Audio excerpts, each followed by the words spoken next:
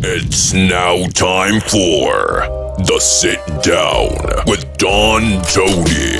The Sit Down, where Don Tony talks one-on-one with his followers. What are you looking at? About the world of pro wrestling, pop culture, and so much more. The Sit Down with Don Tony.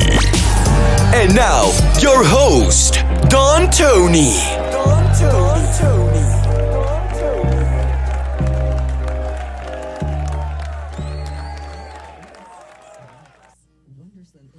All right.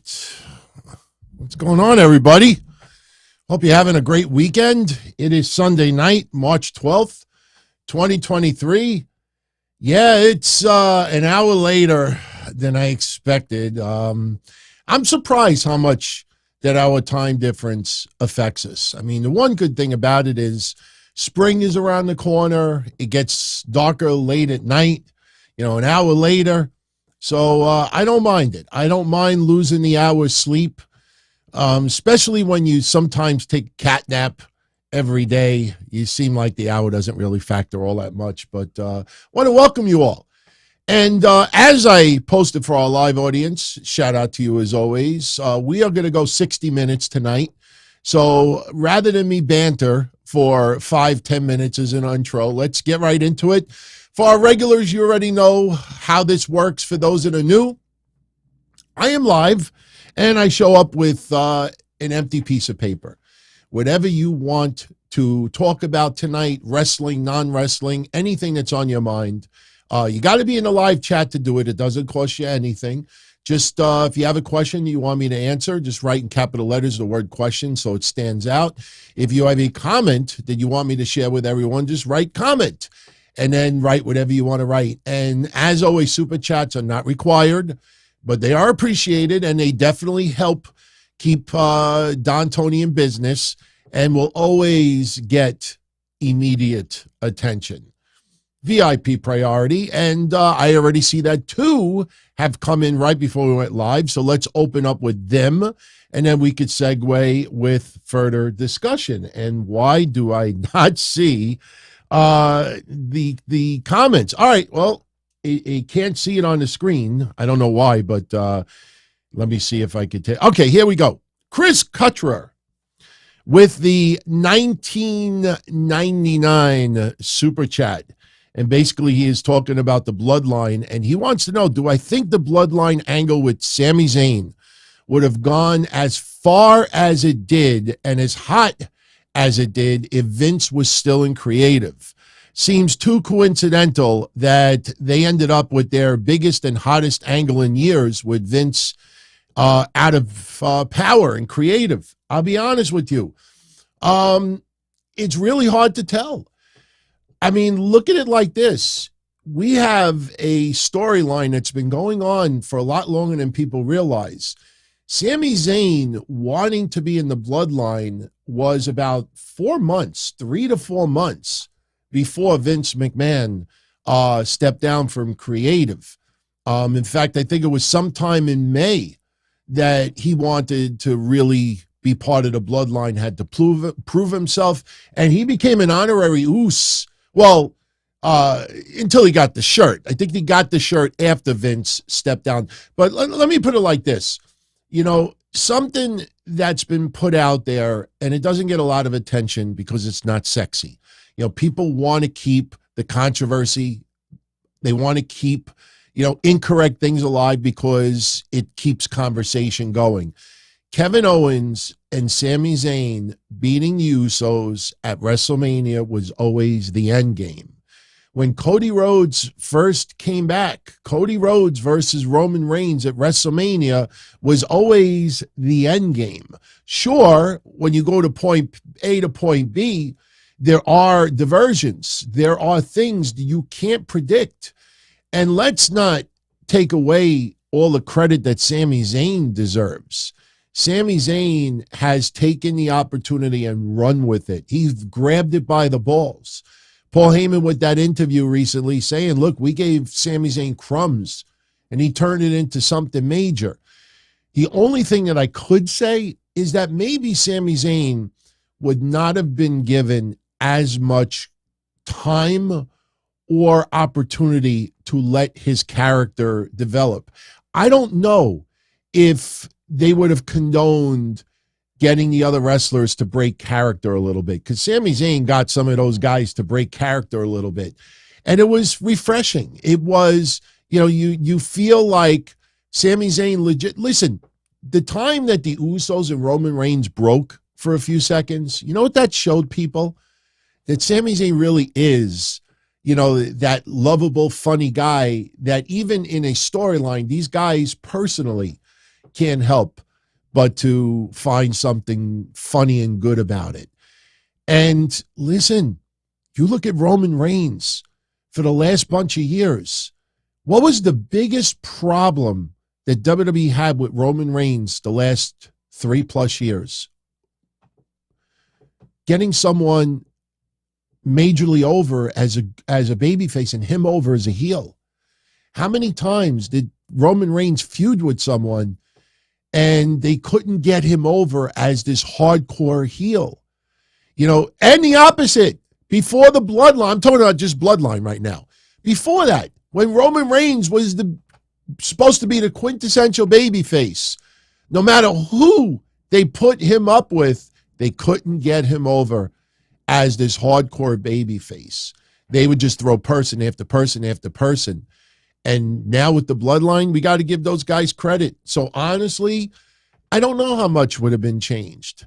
But I will say this, Vince McMahon definitely deserves criticism, just like Vince Russo deserves criticism, just like Tony Khan deserves criticism, just like Bruce Pritchard deserves criticism. No one is perfect. And a lot of people, hey, we even compare it to baseball. You bat 300 in your career for a very long time, there is a good chance you might make it to the Hall of Fame. And when you take a step back and think about it, batting 300 means that you failed 7 times out of 10. So, I mean, it's not the greatest analogy. My point is that, yeah, you're going to throw things out that aren't going to work. But let's be honest, all of those guys that I talked about have thrown things out there that have worked. And to make it sound like Vince McMahon has done nothing but a garbage shit job over the last couple of years before he resigned is a little bit ignorant to say, or a little bit naive. I think naive might be the better word. Was everything cake and ice cream? No. Was everything great? No. Were there a lot of things? Listen, I tried my hardest to enjoy Bearcat. I tried my hardest to enjoy the fucking hockey helmet that Cross was wearing. I don't know what the mentality was. I don't know. But, this idea at that time that Vince McMahon was trying to sabotage everything that Triple H created, I think you realize now Vince McMahon gives a fuck about money and power, money and success. And the idea of sabotaging his own product to cause his son to get a heart attack, come on. So I'm not saying that you said that. All I'm saying is that, Vince has come up with a lot of great stuff. Would he have given Sami enough opportunity? That I'm not sure. There's no yes or no answer here. But hey, it could have developed in other ways. Look at the Yes Movement. Look at the Yes Movement. The Yes Movement gave us a little bit of hope that, hey, if the fans really do speak out and, show that this is who they want. Look at Kofi. Look at his moment. Sure, the way he lost to Brock Lesnar was awful. Absolutely awful. I compared Daniel Bryan and Kofi in a lot of ways. Kofi was obviously different because of the history of black wrestlers and how they were utilized or, not given that opportunity. That was a very special moment also. But think about Daniel Bryan. What does Daniel Bryan and Kofi both have in common? They had a point where they just got squashed in a matter of seconds that pissed the fans off, pissed a lot of wrestlers off, pissed the guys off. But they just kept being professional about it. With Kofi, it was to end his reign. For Daniel Bryan, it was to begin the rise to the Yes Movement. So, no, I don't think in any way that would have, sabotaged the Bloodline. It's really hard. There's really no answer to tell what the Bloodline would look like right now if Vince was still in creative. And, I'm not stupid. And I've said this since August of last year. Vince has 84% voting power. Triple H has been around Vince for decades. A lot of people in WWE do look up to Vince. People don't want to admit that there are a lot of wrestlers in WWE that look up to Vince. If you think Vince just sat in the sidelines and did not put any input at all, you're crazy. And that's not illegal. It might piss off some people on social media, but that's not illegal. It is what it is. So, but thank you for that, Chris. Thank you. All right. $10 spot from Ronnie C. Did I see the Twitter war that Raj Giri and QT Marshall had over the weekend? If so, my thoughts. Yes, I did see some of it. To give everybody a short version of this, Raj Giri used to own Wrestling Inc., the website. Sold it, I think, about a year ago. Has been involved in wrestling writing and websites for over 20 years. I remember Raj decades ago. He voiced his displeasure of QT Marshall in the last 5 minutes of Dynamite. QT Marshall, seeing the following that Raj Giri has, went after him. And they fought. At the end of the day, things calmed down. My honest opinion on it is this. Number one, Raj Giri, I don't know him personally, but from what I've seen, he's a good guy. He ain't one to try to stir up controversy. Number two, I've always said it. No matter how much I don't like QT Marshall as a character on TV, I do not take away the fact that guy does a boatload behind the scenes. I said it on Wednesday too.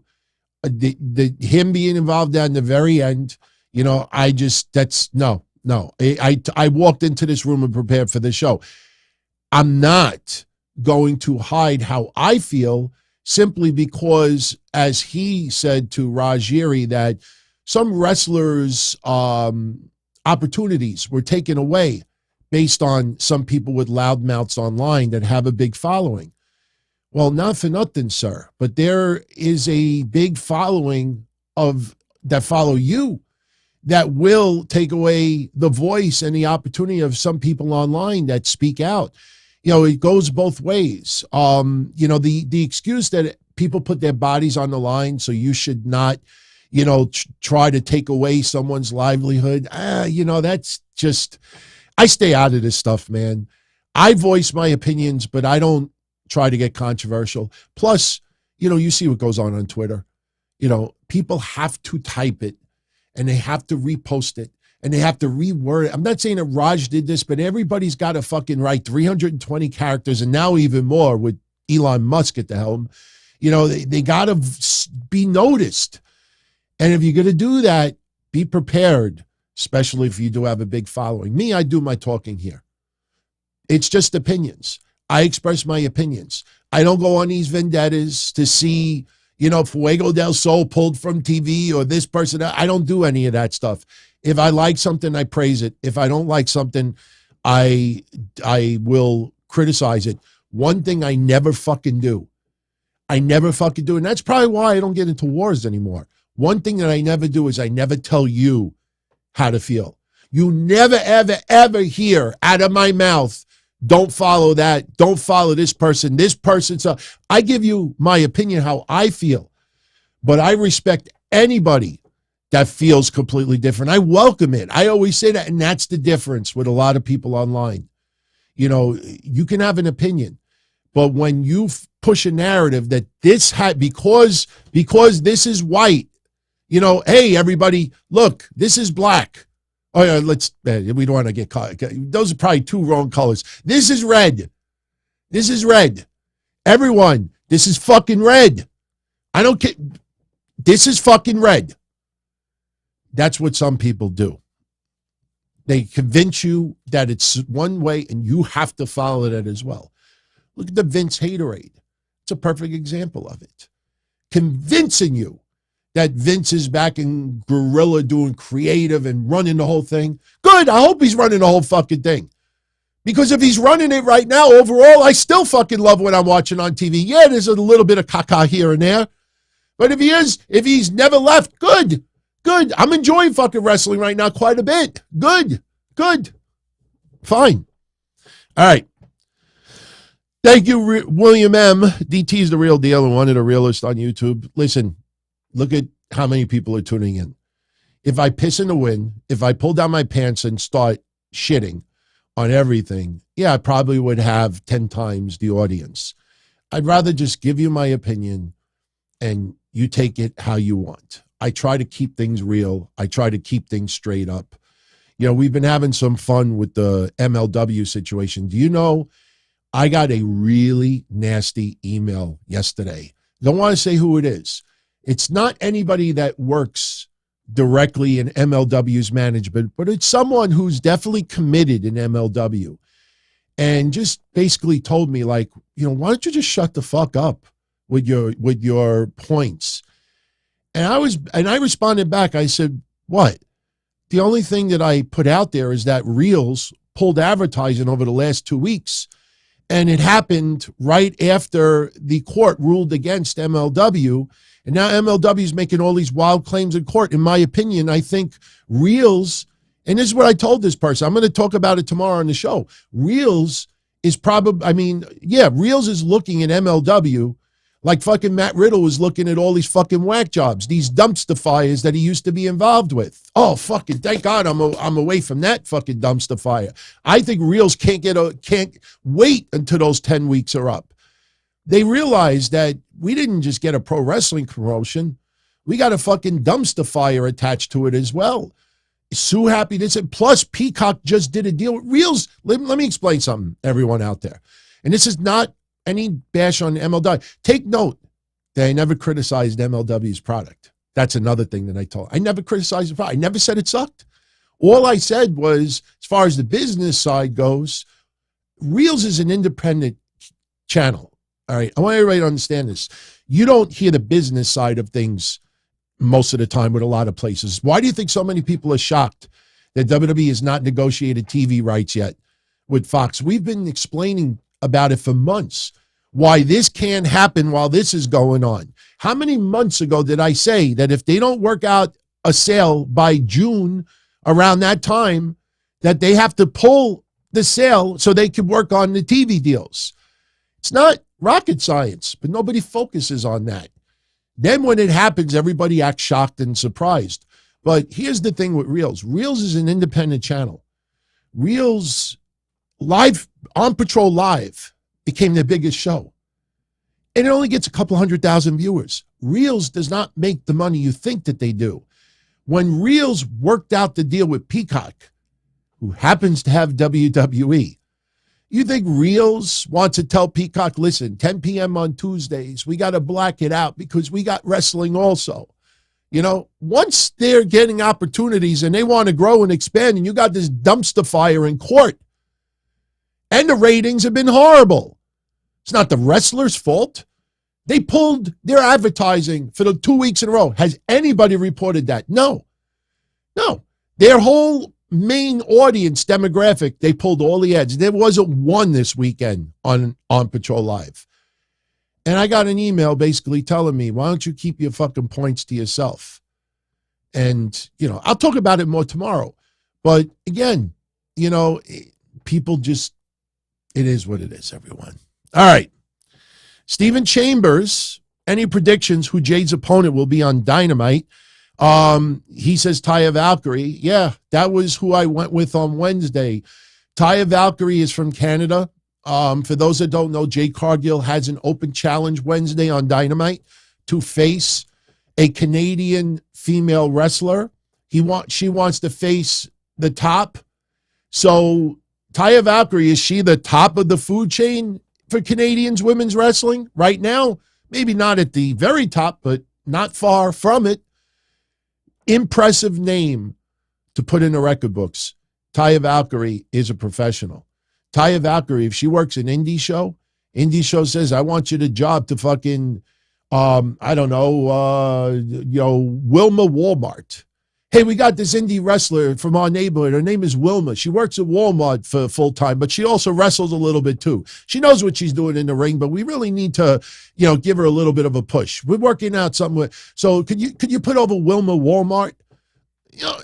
She would do it. It's business. It's work. It's an opportunity. Don't take it personal. mean, obviously AEW is going to pay her comfortably. We don't even know if it's going to be Taya Valkyrie, but I personally think Taya Valkyrie is a perfect choice. Plus, some of her deals are done. She's a free agent. So I think Taya Valkyrie, yeah, I like the idea. I definitely like the idea. GKO, do I see any surprise results happening at WrestleMania? Ones I may not expect, such as Charlotte retaining or Bray losing to Lashley. Sprite Zero, by the way, everyone. Love it. Sprite Zero. Problem is when you drink it at night, it makes you even more thirsty because of the citric acid. I drank 5 cans of it last night. I don't know what the fuck happened when I woke up this morning. I felt awful. All right. Surprises at WrestleMania.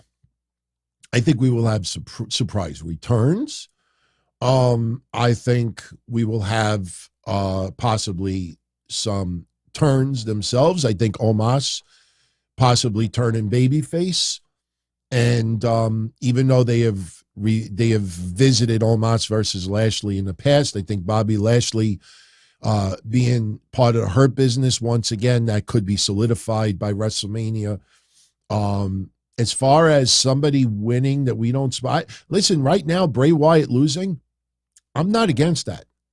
I'm not against it. I will tell you this: tomorrow on Raw, they are doing something big with Bray Wyatt and Bobby Lashley, and it was interesting because last week, if you remember Monday's show, I said that I hope they don't do anything on SmackDown this past Friday, and they didn't. They didn't listen to me. I just happened to be thinking on the same wavelength. But tomorrow, something big's going down. I'm not feeling it. It feels awfully random. Bray Wyatt versus Bobby Lashley may be better than we think. Could we get an Uncle Howdy reveal? Absolutely. It could be something simple that this is what could happen. Bray Wyatt is taking on Bobby Lashley. Bray Wyatt is technically a heel by default because of Uncle Howdy's chicken shit behavior, but the fans are still into the whole fact that he is back and doing what he's doing.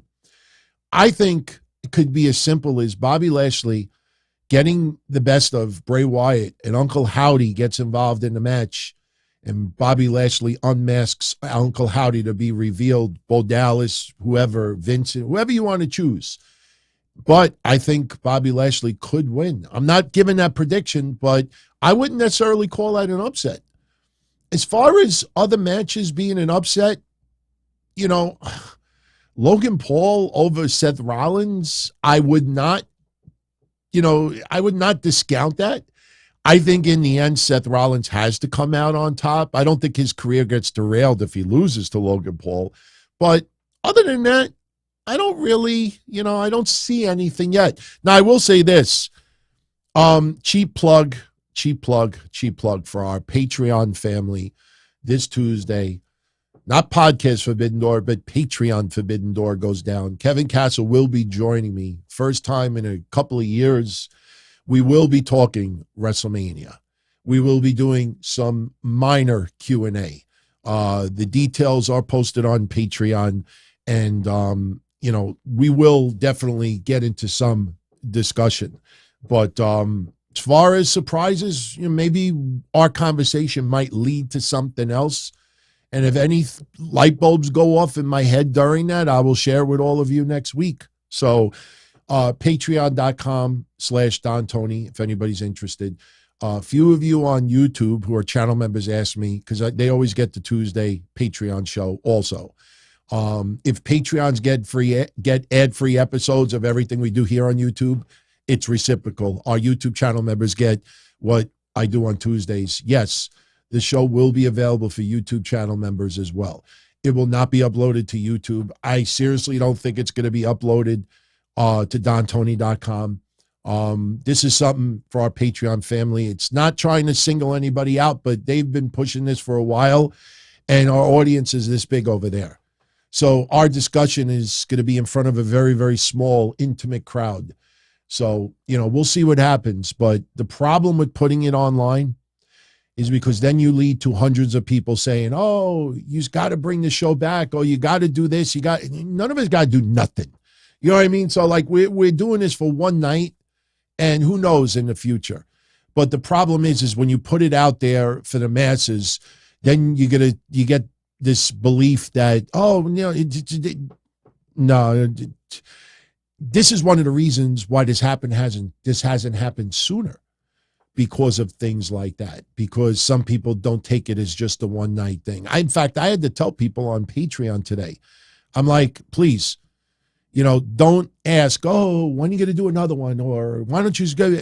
We're not doing that. This ain't going to be like a boyfriend, girlfriend, girlfriend, whatever you want to choose, relationship, broken up, and, everybody wants to see the couple back together. We're not doing that.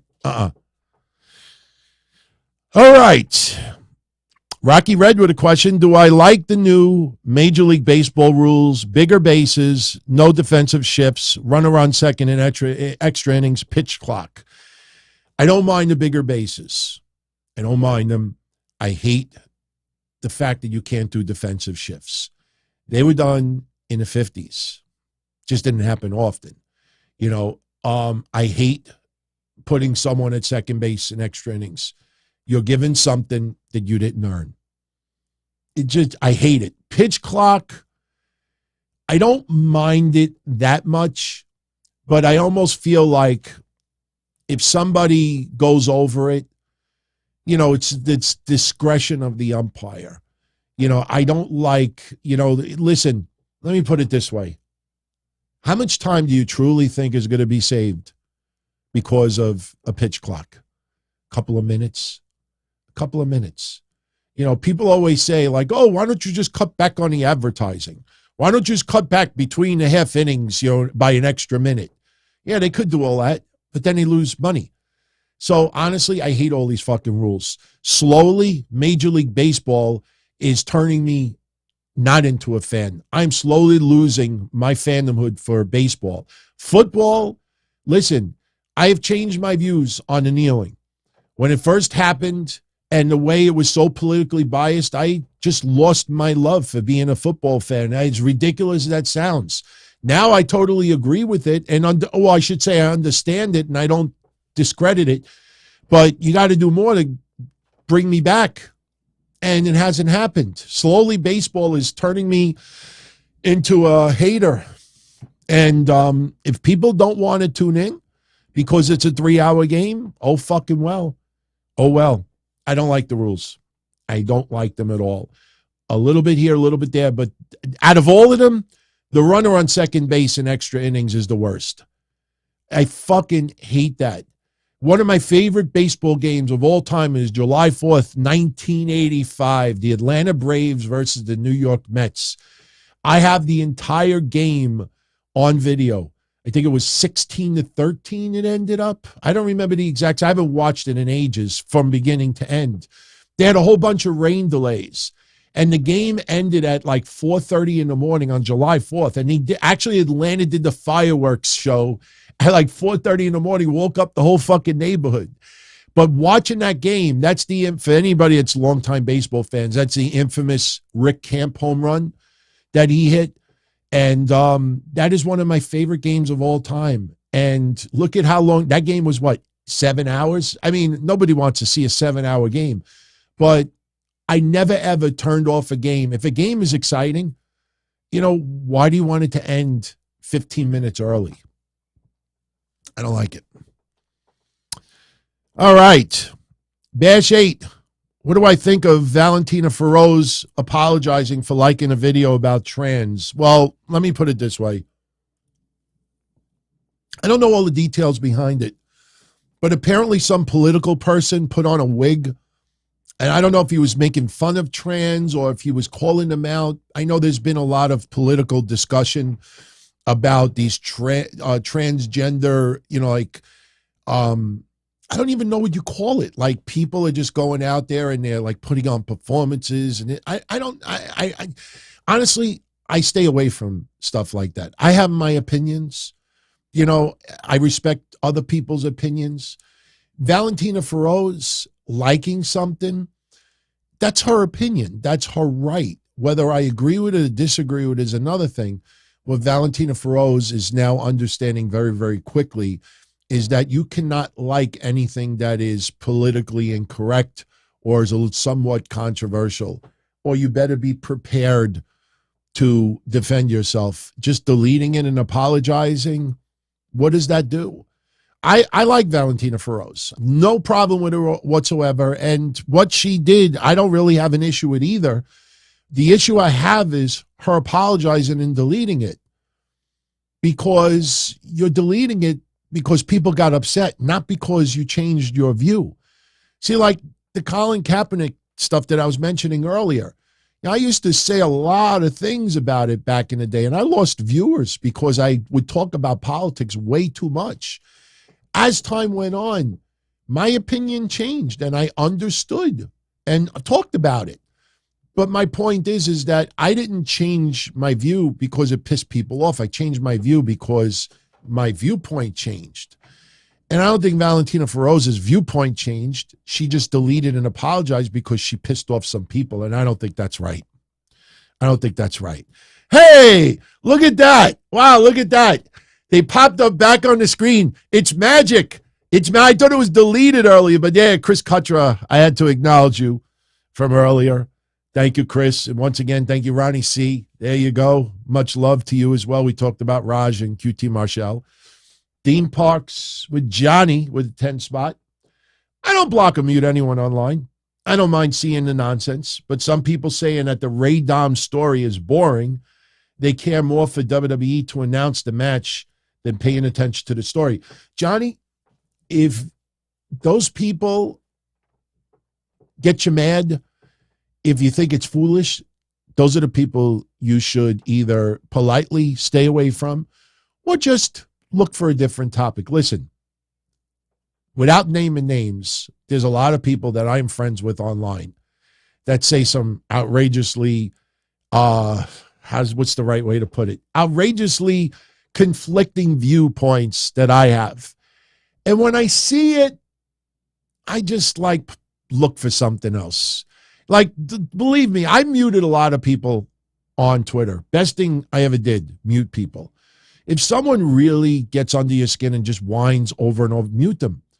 You're not doing anything wrong by muting someone. You just don't want to see that negative. You don't want it to bog you down. But, the Rey Mysterio Dominic storyline has not been boring, in my opinion. There are some people, listen, you got to understand something. And, again, I do blame some of this about the current culture of wrestling. AEW has contributed to this. I'm not saying it's a bad thing, but with AEW, there's got to be a lot of crackerjack surprises. There's got to be a lot of lights off. There's got to be a lot of, and people get used to that. They expect it almost every week. That's why when the fucking Bullet Club sign showed up on the screen, people almost had a heart attack. They didn't even know. They could have had fucking, midget Mukala that's in the Bullet Club that nobody ever heard of, could have come out there and people would have been losing their shit. They just saw the logo ah! It's the surprise. Oh my God, we're getting something that we weren't expecting to get. And then what happens? Juice Robinson comes out, who's fucking already signed to AEW. He's already signed to AEW. But you see, the surprise. You could have put the letter X on the screen. You could have put a question mark on the screen. You could have put spit on the screen. And if something would have popped up on the screen that they weren't expecting, everyone would have been like, ah! So this is the mentality. Oh, we got to get a surprise. We got to get a swerve. We got to get this. We got to get that. People don't want to wait anymore. Immediate. Sometimes it drags too much. The Sheamus Drew thing, we talked about that. You believe there are people out there that still don't understand that all they did was just milk it for an extra week? There are podcasters out there that have 10 times the viewers that I do, that actually went on rants over the weekend. WWE, what the fuck? Why do you have to insist that it's a one-on-one fucking against Gunther at fucking WrestleMania? What the fuck? Why the fuck can you just leave it as a three-way match? What the fuck? And it's not any of my friends that we've done Forbidden Doors. Please, I'm not impersonating them. But that's what I saw it online. A few people brought it to my attention. Like, could you believe that so? Somebody said to me, do you really believe that so-and-so thinks that it's not going to be a three-way? I said, oh, no. I said, of course that person knows it's going to be a three-way. But just to get all the naive wrestling fans out there who also think that WWE's changing it. Oh, fucking Vince, you're fucking Vince. It's got to be a one-on-one. What the fuck? Why do you got to change this? Why do you got to fucking do this? Why they're just stalling a week. That's all they're doing. But you got to stay away from those people, man. People out there act that way. Ignore them. Find something else to talk about. Go look at videos of other things. Like people acted stupid in Walmart. Police chases. People doing stupid things on the street. Drunk people.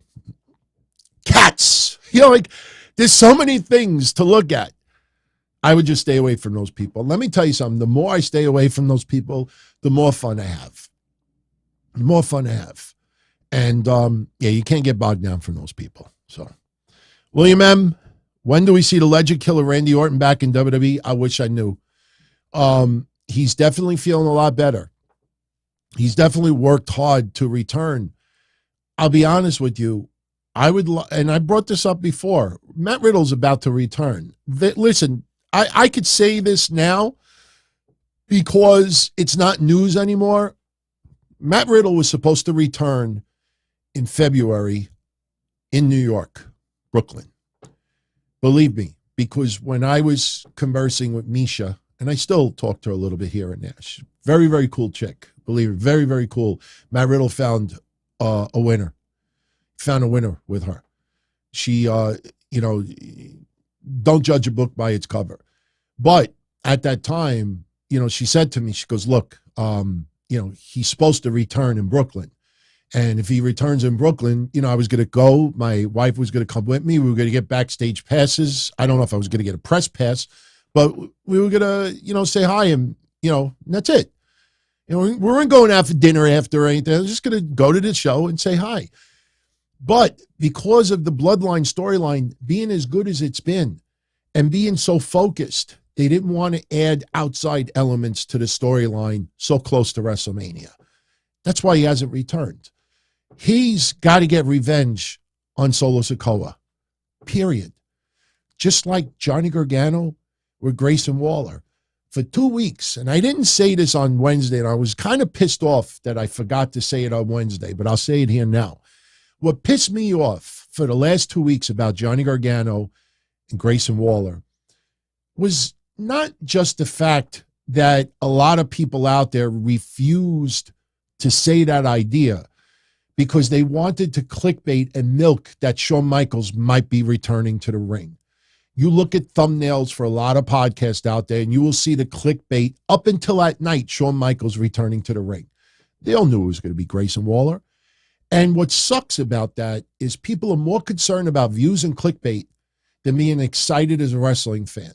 Instead of saying to your viewers or listeners or even on social media, wow, fucking, it makes sense. It's got to be Johnny Gargano. He doesn't have a match at WrestleMania. He doesn't have a feud right now. That would be fucking awesome. He comes back, he finished the story, stand and deliver. He comes back. He hugged Shawn Michaels the night that he left WWE to go have a kid, and Grayson Waller took him out. Instead of being excited for 2 weeks and showing that excitement, instead of putting it out there where it was more, put it this way, it was more important to clickbait that Shawn Michaels might return to the ring than for your viewers, listeners, followers to say, holy shit, you were right. It was Grayson Waller. Instead of hyping that up for 2 weeks in excitement, kept it quiet.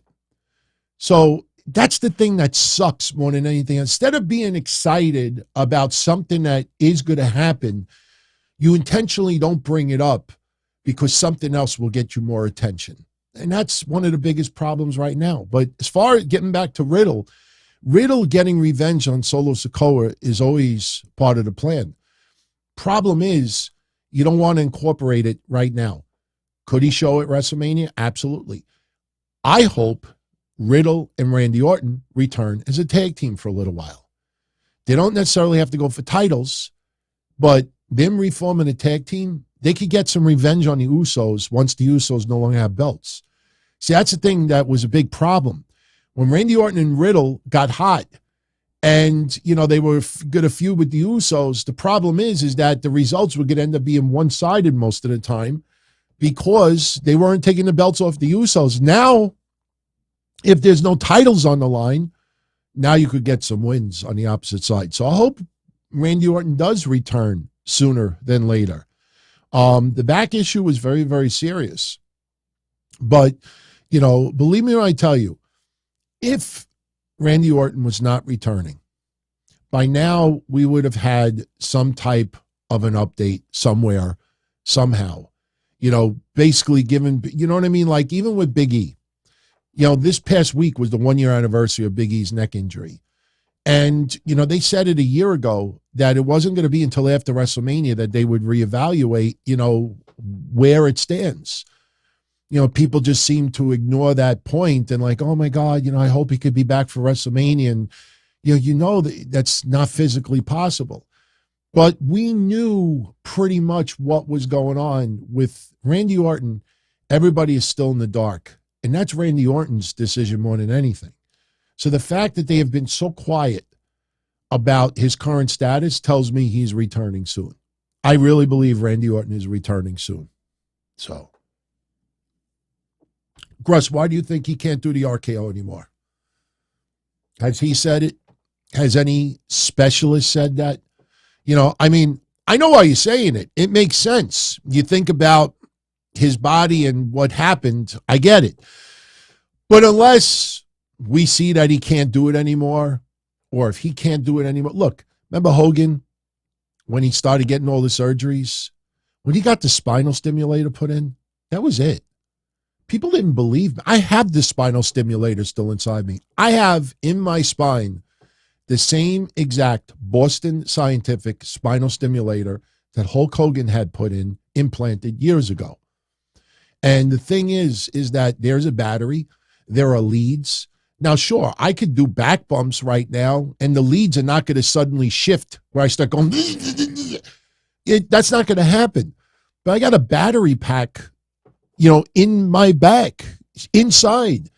And that battery is lodged all the way in, but you're not supposed to keep landing with all your weight on your back. Once you get that put in, you got to be careful. And when he had that put in, I knew that it was over, as far as him taking back bumps, and he hasn't taken one since. But even after a certain time, look at the Iron Sheik. After some time, you knew the Iron Sheik wasn't going to be able to do anything other than walk.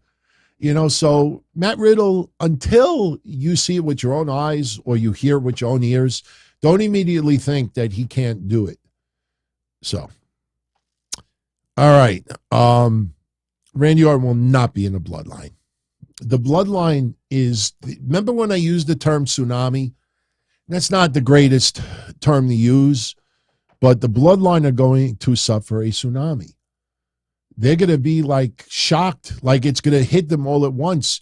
I think we are going to see that segment probably on a SmackDown. Who knows? Maybe on Raw, but we're going to see a segment on TV where the Bloodline are all in the back and it's going to be total silence. And Paul Heyman is going to just look around in shock. I think everybody is going to be in shock, what the fuck happened?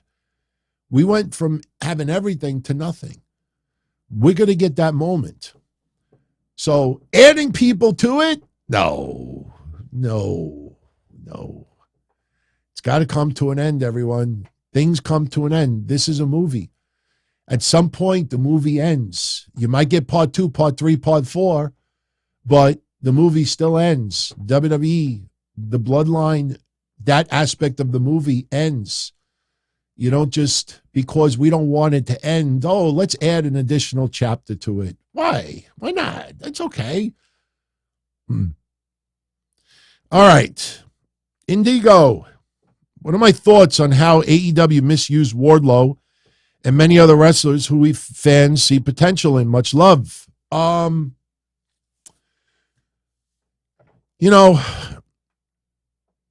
got to look at AEW, and this is not a criticism, and I've said this so many times over the years, and I know other people have said it also, but the number one primary goal in AEW is not about maximizing every dollar, every, ratings, every little thing. It's as long as we do decent and as long as we don't lose boatloads of money and as long as we keep the networks happy, what we see on TV reflects what Tony Khan and a lot of people in the back like.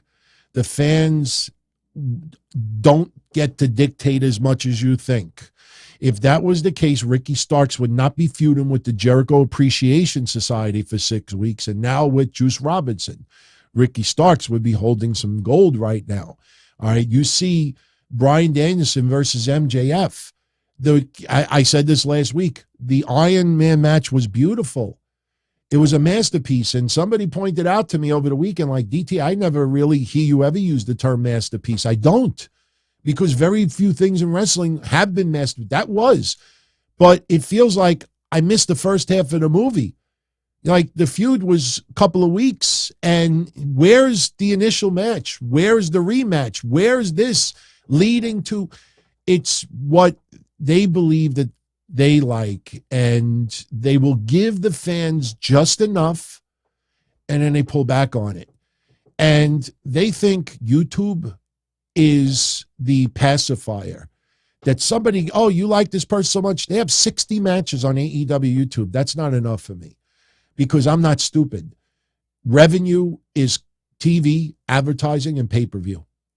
And if somebody gets 60 matches on YouTube and only gets 3 on TV, that tells me that you don't have the same faith, that you don't, that's not your cup of tea. They more focus on the people they enjoy working with, or they enjoy interacting with, or they enjoy seeing, not necessarily look at the FTR stuff. Let's see a month from now. Look at Hobbs. I mean, they did the Book of Hobbs how many months ago? And then he fucking disappeared. And now he's back, and because QT Marshall helps him win it. Oh, no. Well, now look, long-term booking. Oh, remember when he helped QT Marshall a long time ago? Just because of the storyline doesn't mean that you do it simply because of the storyline you started. You write something and it sucks. Hey, this storyline was dropped because it sucked. Not, oh, we started it. We must finish it. So with Wardlow and others, they don't come across as people. Has Wardlow ever been considered a pillar in AEW? Do you ever feel like he's one of the founding pillars in AEW? No. I think in the back of their mind, they think at the end of the day, Wardlow is going to be a WWE superstar. That's how I look at it. We can't look at certain people in the same logic. You got to look at AEW different than WWE. And again, I'm not knocking AEW, but the reasons why people are pushed in WWE in many cases is different than the reason why people are pushed or not pushed in AEW. So, we will see Adam Cole back in the ring, I believe, the last week in March. I think in a little more than 2 weeks from now. I think they announced the debut of that all elite access or whatever that is. I think that same night he returns to the ring. So, that's when we will see him. He will be back in the ring shortly, and that's a good thing. That's a good thing. Very, very happy that Adam Cole is going to be back in the ring. Michael is asking my favorite moment or match of Rey Mysterio's career. Halloween Havoc against Eddie Guerrero when he wore the purple with all the question marks. Was it the Joker? I don't, or Mr. I always forget the I don't follow Batman, so I don't care. But the match he had at Halloween Havoc against Eddie Guerrero is my favorite. The one that my favorite that I ever saw live was, and I brought this up the other day, brought it up yesterday, Big Ass Extreme Bash. Seeing him live and in person was amazing. And to think that was 28 years ago. I got to see Rey Mysterio live 28 years ago. The motherfucker was not even legal to drink yet. 28 years ago. Makes me feel super old. Those are two. Phantom. Thank you, Unfall. The Phantom. He was doing the Phantom. See, I was completely wrong with mine. The Phantom. So that's my favorites. Those are my two favorites. How many more years do I think AJ Styles has. Hustle is a habit is asking that. I think AJ Styles still has 5 or 6. I think AJ Styles, listen, he's not going to be the focal point. He's not going to have the matches that he had from 10 years ago. I'm sure once in a while he could pull one out. Maybe, for a big enough show, and that's not selfish. That's smart. I think he's got a good 5-6 years left still, and maybe even more. So remember, didn't Randy Orton recently say he wants to wrestle till he's 50? Think about the injury and think about that comment, and he hasn't changed his mind. Well, what the fuck was I thinking? So that could still happen. I think AJ Styles still has many years left. The Riddler. Oh, I got to take it back. No. It was the Phantom.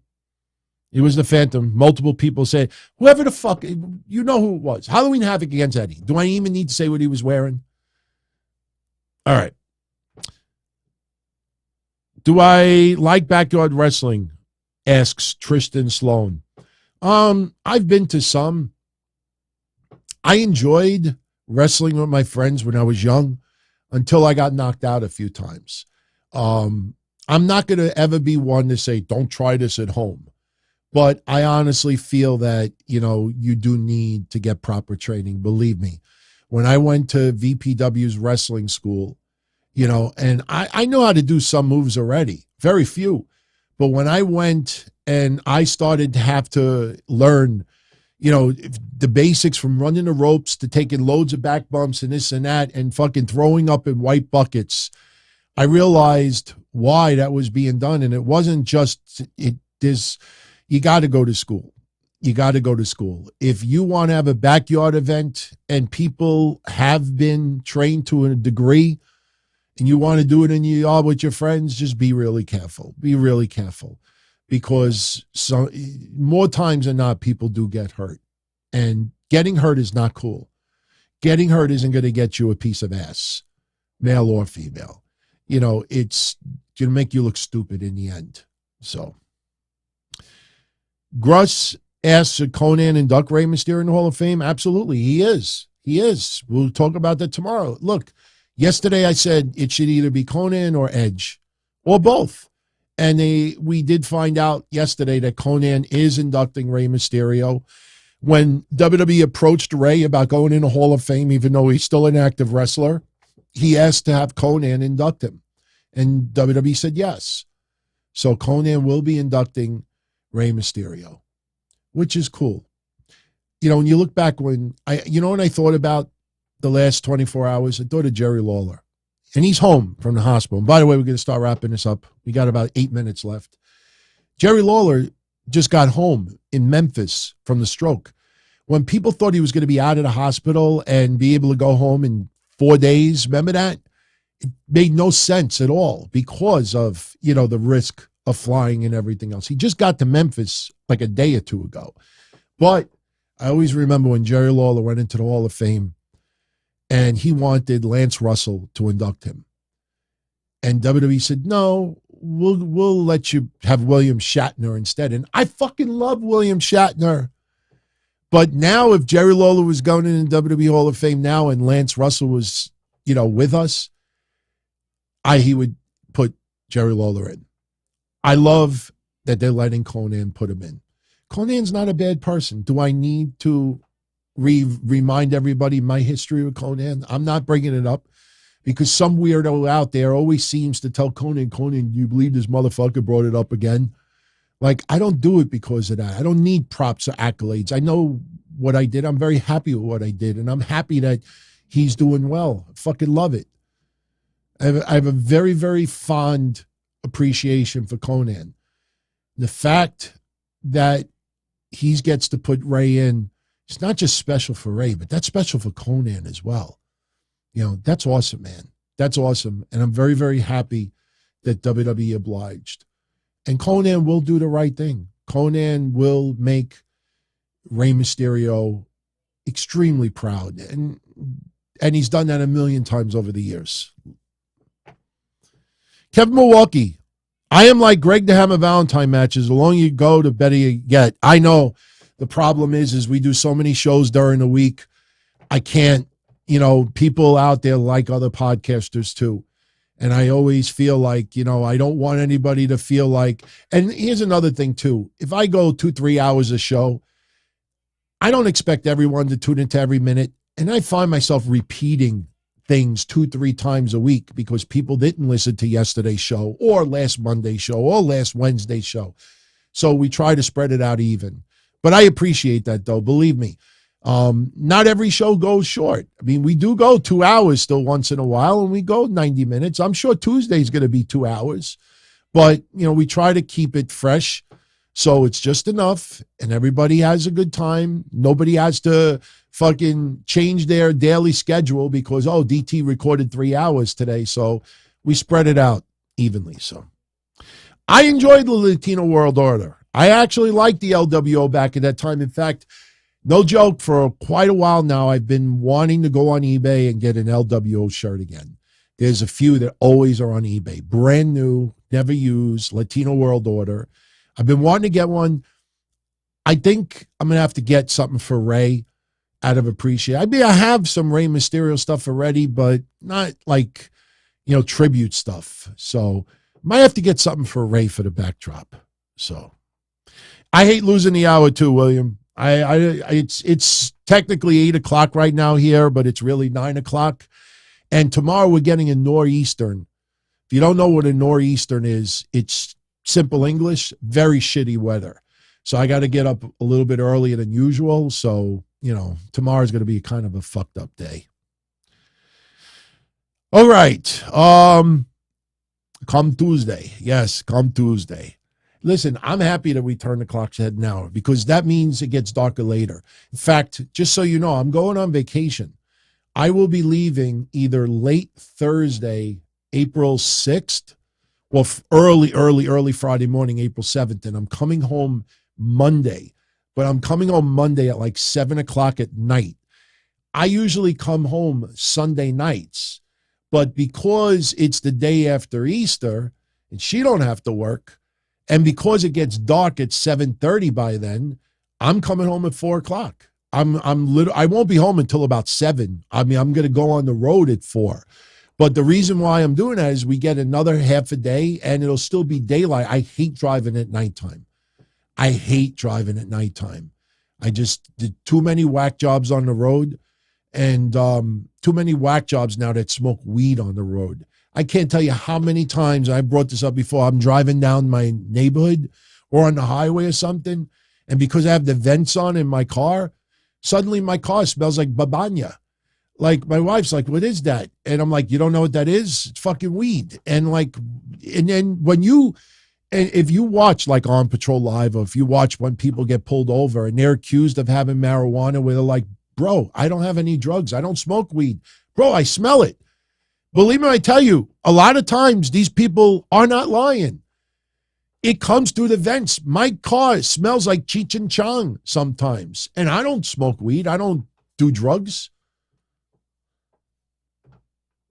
Oh, yeah, I'll be safe during the storm. I mean, my office is 5 minutes away. So I could skitch to work if I want to. So what sucks about it is that, you get bad weather, you got to worry about customers having claims, and, because the weather's going to be awful during the afternoon tomorrow, that means tomorrow morning I'm going to have 20 people in my office, so I'm going to have to get there a little earlier.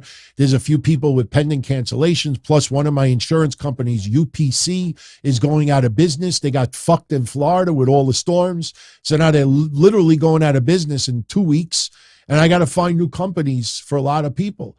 So, a lot of people don't understand. I do insurance. That's my business. Believe me, if doing the shows was my income, trust me, I probably, put it this way, I probably would be wearing like black blank Hanes t-shirts. I don't think you would see posters in the back. You probably would just see wallpaper. You probably wouldn't have like this microphone and stuff. I probably have one of those headsets, Do you know yesterday, because I played the Liv Morgan clip from the Knicks game, the Knicks took all my advertising revenue. Not Super Chats. Super Chats they can't take away. But all the ads that they were going to put on the show for yesterday, they all went to the Knicks because I showed the Liv Morgan thing. And basically they said to me, like, trim it out. I'm like, I'm not trimming it out. We had a fun discussion. All right, we'll leave it in and Knicks get your money.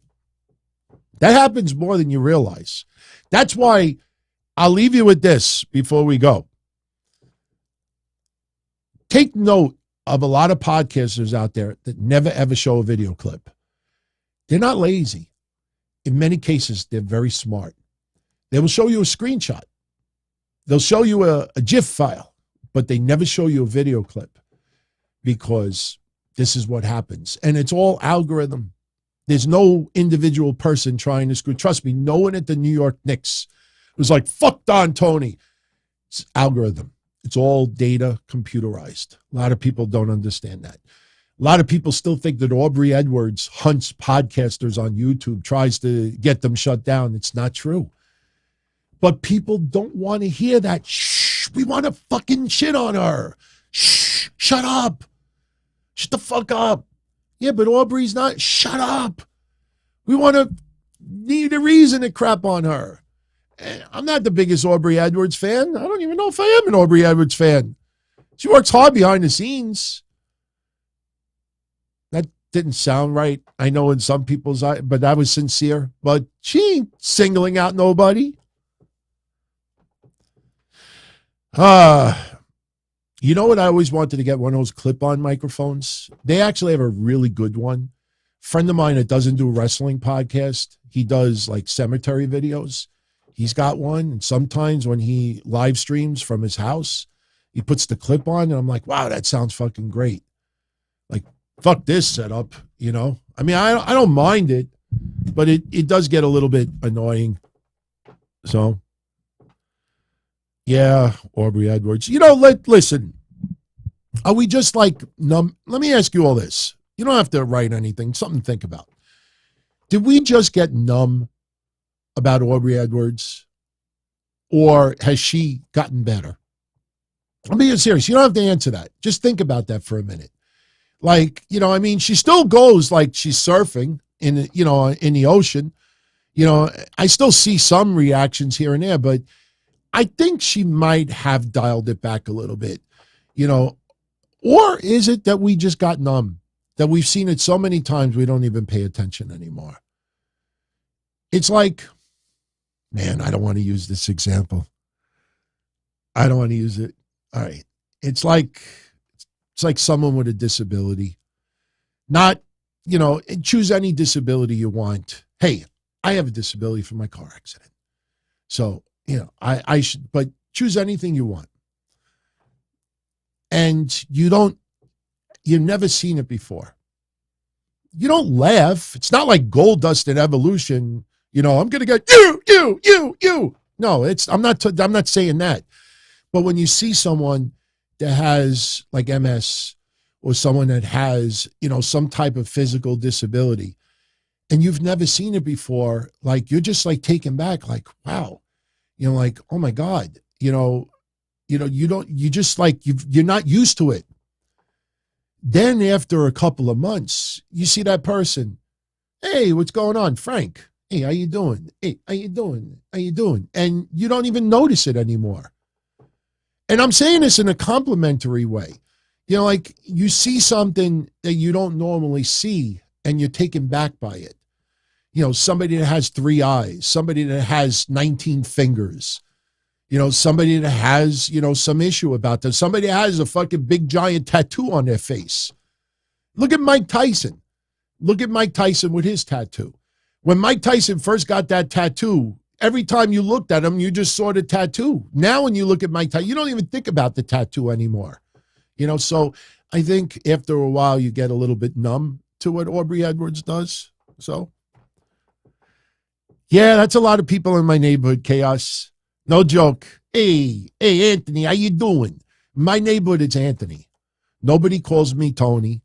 Nobody dare calls me Don. It's Howard Beach, you're going to call me Don? Are you crazy? You know, I mean, you know, yeah, you only call Dons. Unless my first name really was Don. That's how I know when I get fake emails. You have no idea how many emails I get for advertising. You know, like, what is that? when you work together. What's that called when you work together? Oh, not commingling. What's the term when people I don't remember. But I get so many emails, collaborations. Thank you very much, Kevin.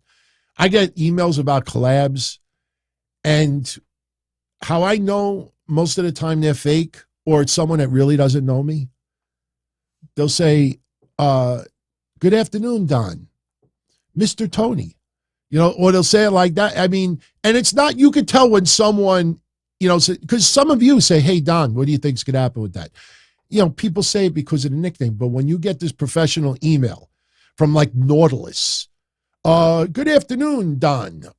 We would like to, we'd like you to advertise our product. Mr. Tony, we believe it's a good idea and this is that. And I'm like, you don't even know my fucking name. It's pretty funny sometimes when you see some of the things I get. And there's people in wrestling that do that too. They're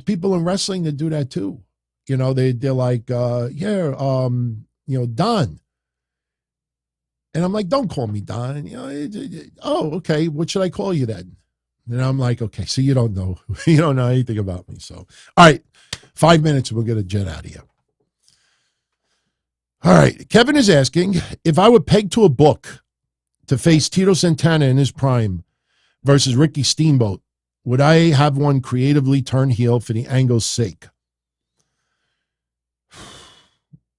If Tito Santana took on Ricky Steamboat, let's say in the middle 80s, you could go there. Ricky Steamboat was around beforehand. Ricky Steamboat was in the 70s, so was Tito. Let's go middle 80s.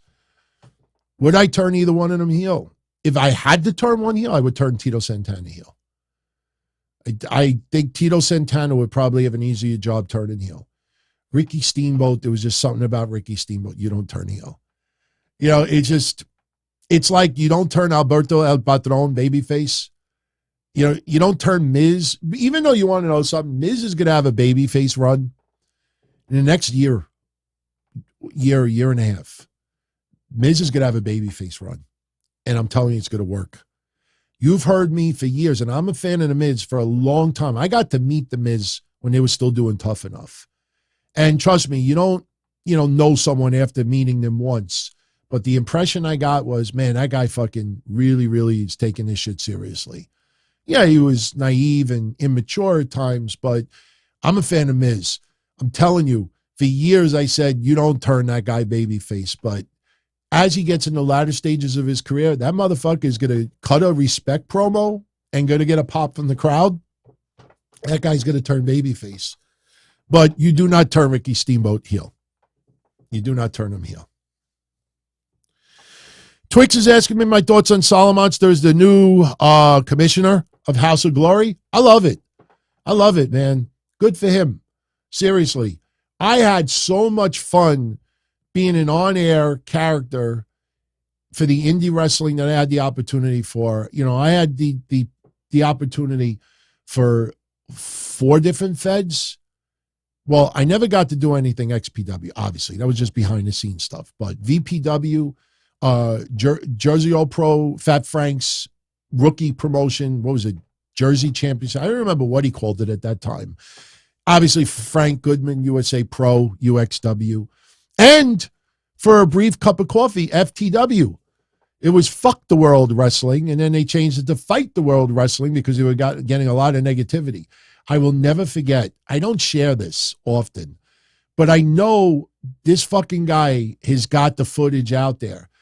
When FTW, that pro wrestling promotion, first formed here in New York, we did skits at my parents' beach house before it was even completely built.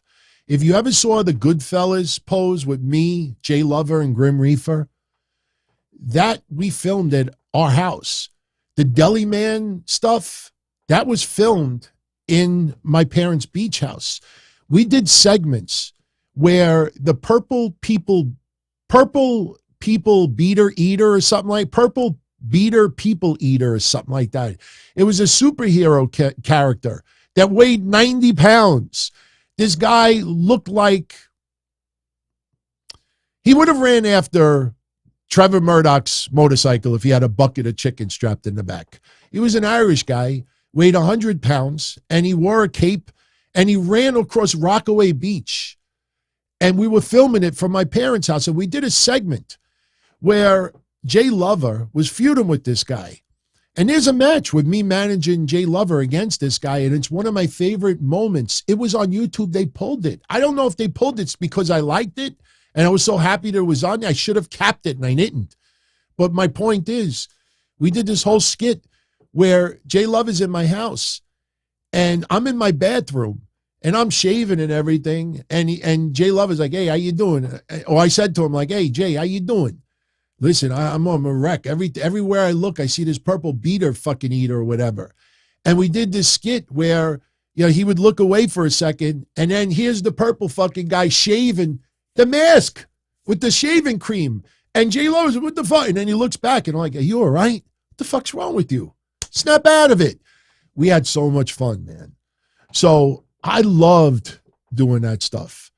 There's so much out there that I haven't seen the footage since it first aired. So Jason doing something on camera, good for him, man. Good for him. I hope he knocks it out of the park. I hope it bites him in the ass, and I hope he gets that bug, bites him, and he just gets hooked on doing that. It's fun. It's a lot of fun. I'm very, very happy for him. All right. Last two questions. First one from Gruss. What would a WWE look like if John Cena turned heel in the late 2000s? I don't think it would have mattered much. You know why it wouldn't have mattered much? Look at The Rock. The Rock was both heel and babyface. The Rock is still beloved, is still, one of the greatest of all time. You look at Hollywood Rock when he was heel for certain points, and you look back on it, and nobody says, what would WWE look like if The Rock was babyface at that time? John said, I don't think the Make-A-Wish would have changed all that much. I think what I do believe would have happened, though, is I don't think John Cena would have ever shifted away from the kids. I think John Cena would have turned heel towards adult men, mostly adult men. I think John Cena would have always still showed the love for the kids. And for all these, adults that, crap on him for doing what he do to kids, fuck you, screw you. I could see John Cena. It's almost like what Bret Hart was a babyface only for Canada. Or Bret Hart was still a babyface towards his fans in the United States that never wavered on him. Bret Hart's heel turn was very, very interesting at that time because it wasn't just 100% full-blown heel, so it would have been tweaked a little bit. It wouldn't have been straight up heel towards everybody. John Cena would not have been tearing up kids' signs and not, it still would have been a fan for the kids. All right, one last question for tonight. One last question. Let's see who's got a good one. Then we're going to jet out of here. So I hope everybody enjoys Raw tomorrow. We will see some progression with Brock Lesnar and Omos. We will see progression with Bray Wyatt and Bobby Lashley. Don't know of anything about Logan Paul being on this show tomorrow, but we will see more progression with the women. And if you didn't check out yesterday's show, you should.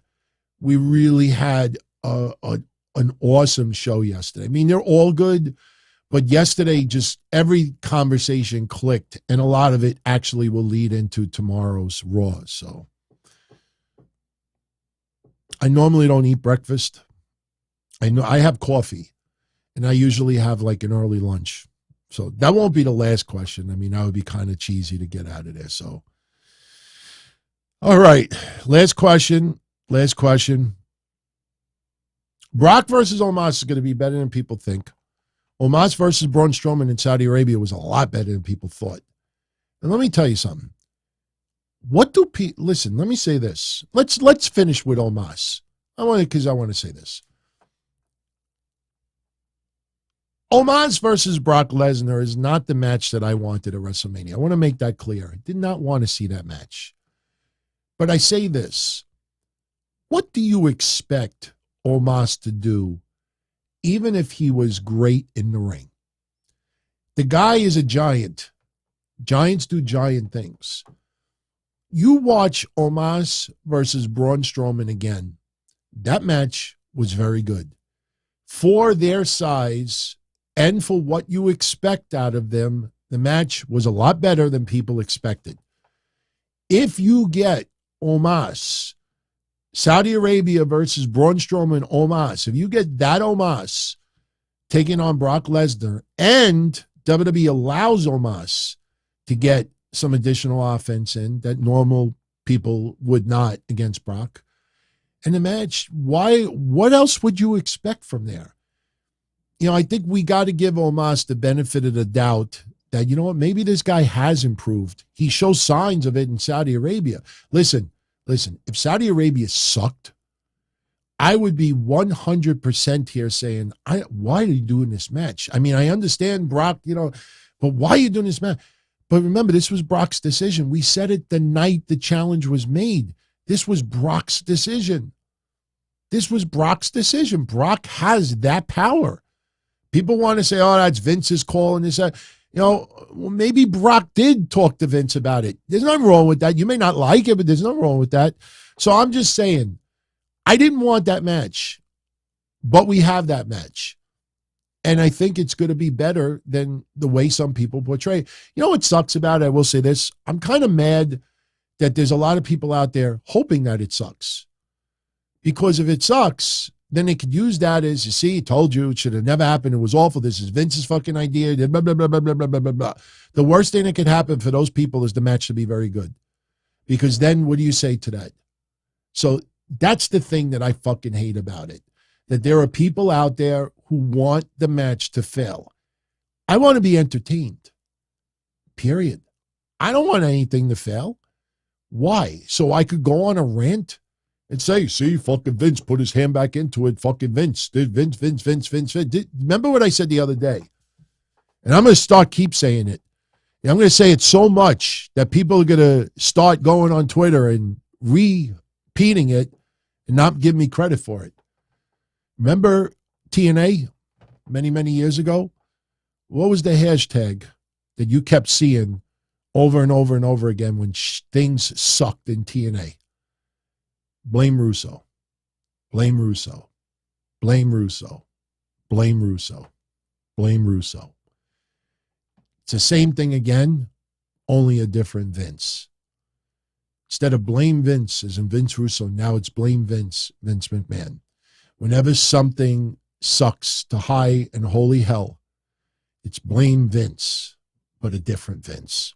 That's what this is turned into.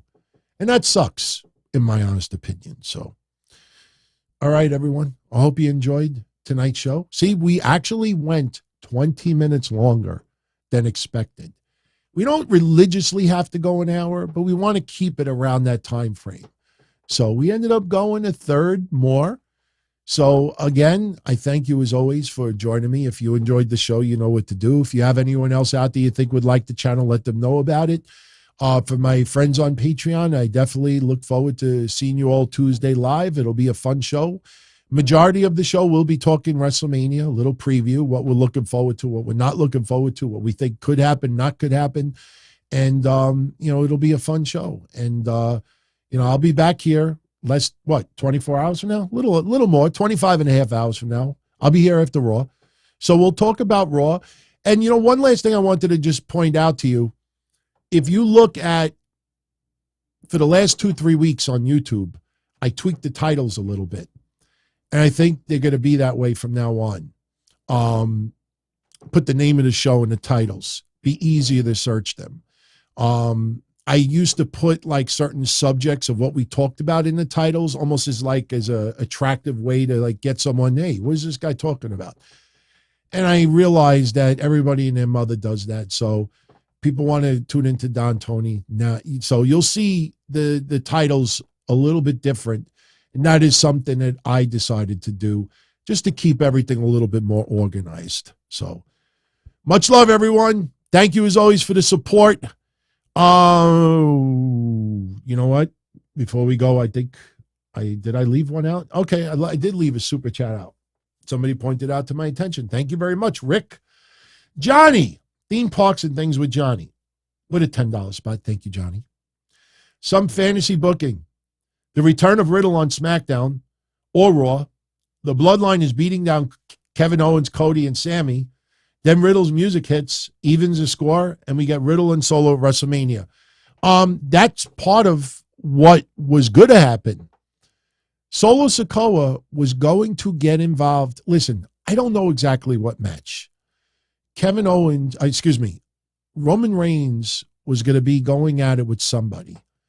And Solo Sikoa was going to be the only person in ringside. And I always thought maybe it would have been Elimination Chamber. But remember, Raw in Brooklyn was before the Chamber.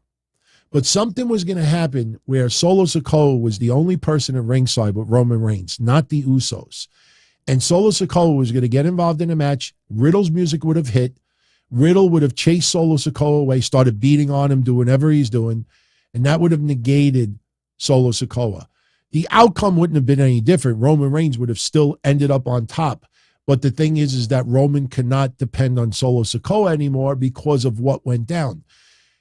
I still think Solo Sikoa will be the only person at ringside other than Paul Heyman. Unless WWE decides last minute, put Solo Sikoa on Raw. Look, it could still happen. But I think incorporating Riddle 2-3 weeks, less than 3 weeks before Mania is awfully close. If they don't want, let me say it like this, let you think about this. If they don't want Solo Sikoa ringside for Roman versus Cody, you can't just have him not appear. Because there'll be enough fans who'll say, why isn't Solo Sikoa at ringside? And you don't want the Roman tells Solo, you stay back here. I got this. You don't want that.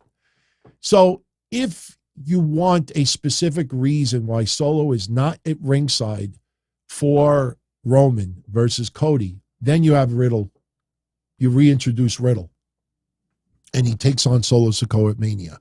I still think we're going to get 2-3 more matches. And even though Rey and Dom is not official yet, I think we're still going to get 2 or 3 more matches added that we really haven't talked about all that much.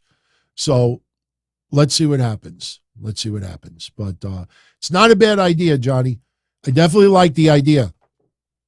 I think what it comes down to is, do they want Solo at ringside for Roman versus Cody? If Solo is at ringside for that match, Riddle could show up at Mania. That would be an interesting moment. That Solo Sikoa, like Cody is laid out.